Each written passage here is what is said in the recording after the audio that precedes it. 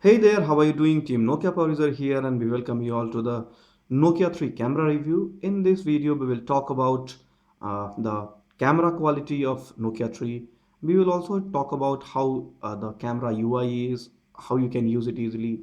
We'll share tips to access the camera easily and what other options you can use while using the Nokia 3 camera to take pictures. We will also talk about the selfie camera and how good the quality is. So interesting fact is that on Nokia 3 both selfie as well as the rear camera are like 8 megapixels. So and they are both autofocus. So point is like you would obviously be interesting in knowing this fact that whether selfie camera is as good as the rear camera. So we will share that too. So now coming to first the camera handling. So the easiest way to launch the camera is by this. So if your phone is locked, you can just press on the power key twice to launch the camera.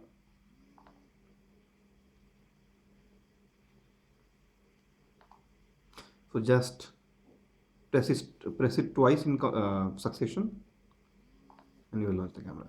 So that's the easiest way to do it. Now you see the UI. I have earlier given a glimpse of the UI. It is like this.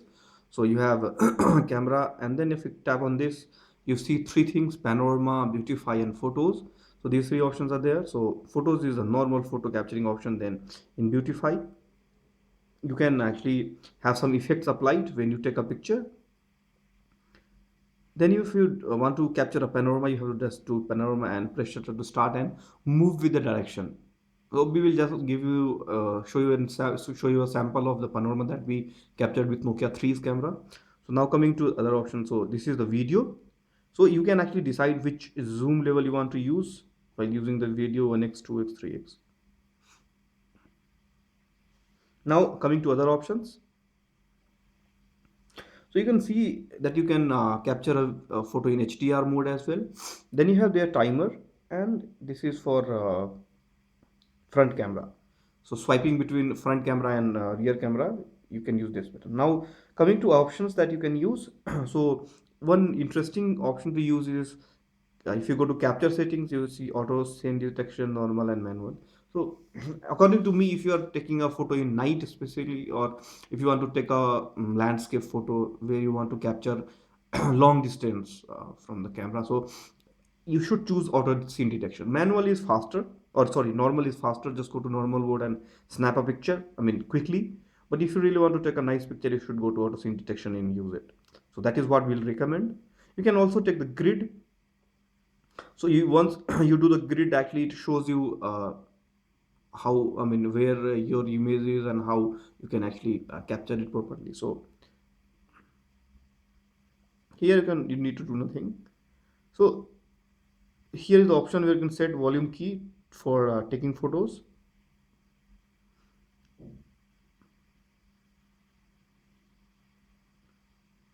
You can choose a geographical location tag. So if you toggle it on, your photos will have a location information. So I mean, it can be wanted or it can be unwanted, so depends upon you. You can change the pixel size from here whether 8 megapixel, 6, 5, or 4. Video quality is maximum which it offers is 720p. So this is how it works. So now coming to see, so we have like enabled the grid, so that's why you see a grid here. You can disable it.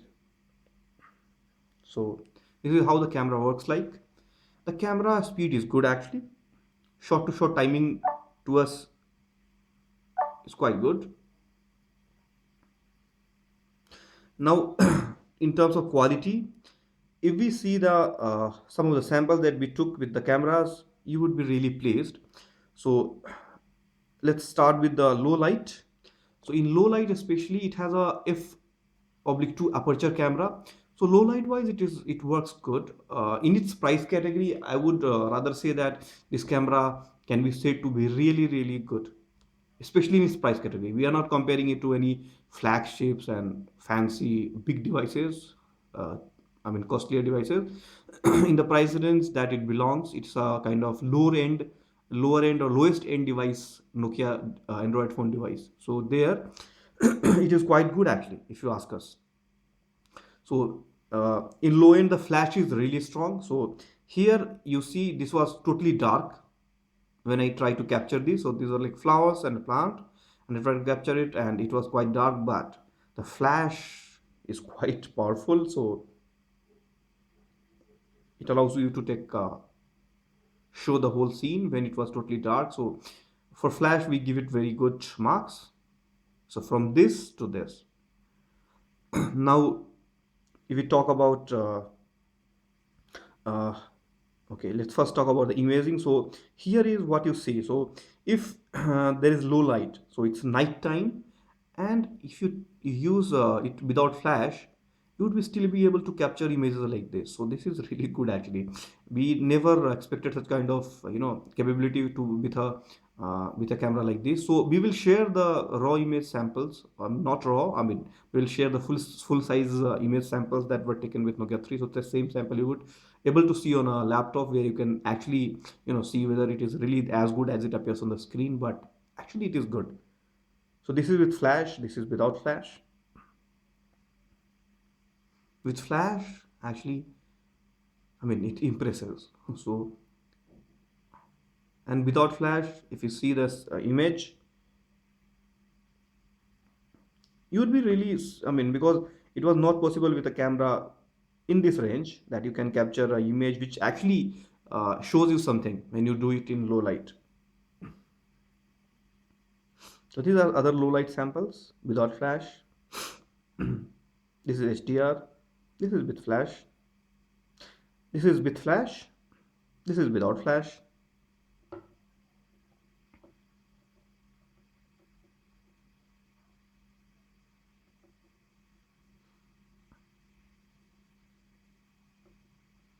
Now coming to some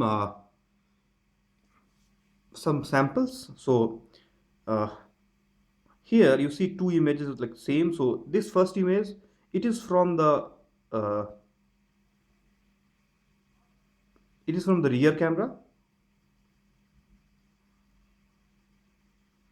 and you can see that it offers uh, what I can say, like a good level of details. Obviously, you cannot again compare to a very high-end device, but yes, for a device with a 8 megapixel camera, the images come good enough.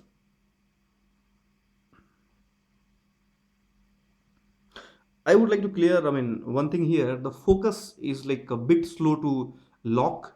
You can actually use manual autofocus. So you can just tap to focus somewhere, and it works better than, because for autofocus, sometime the locking is not proper. So that can be rectified with a software improvement. But if you talk about image quality, it's not bad. And this is rear, and as we said, this is from front camera, and there is not much difference between the quality of the front camera and the rear camera when it comes to the capturing details and rendering correct quality or rendering correct color. So both actually, it's a bit, I mean, if you really compare rear to front, rear will show a bit more like more details and slightly more clarity, but even the front camera is quite good. So that's what we are trying to hit at. Same. So this is from rear camera and this is from front camera. And surprisingly, if you compare details, etc., front camera is really impressive. So there are more samples. As we said, if you talk about the autofocus, then there is one issue which can be fixed by HMD with a software improvement. So while it focuses correctly, but it takes some time. So it's a bit slow in doing autofocus. You can use touch focus as well, as we said. So these are some good samples from Nokia 3. These are all captured on the same day. Now let's check the video. So this is a daylight video which we have shared on our YouTube channel as well.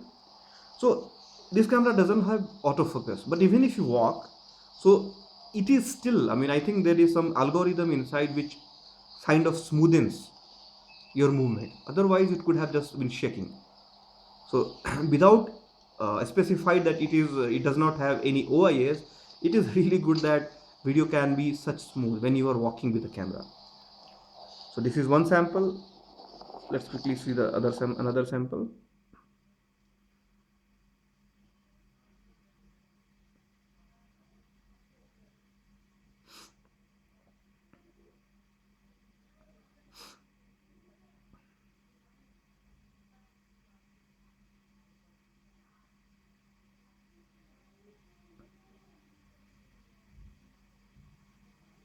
So this is another sample. This is all a daylight sample. So what you'll see that when we don't move, the video really comes good. The sound capturing, audio capturing is really impressive. It captures lots of sound. It's loud. And when you start walking, it is does not come as bad as you would expect from a camera without any kind of stabilization. It is really good.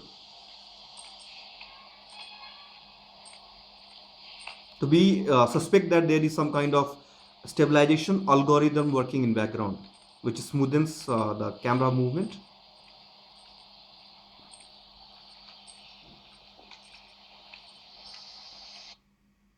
So now let us check some low light video samples. So this is a low light video sample. This is actually night, and again the same thing. Stabilization is there, which is impressive.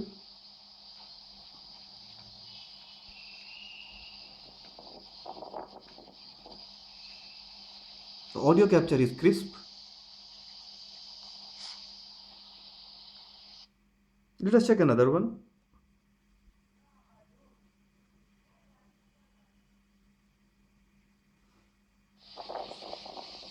So this is when we switch on the flash. So the first one was without flash. This is with flash, and you can see the video capture quality improves when you use flash, even in video.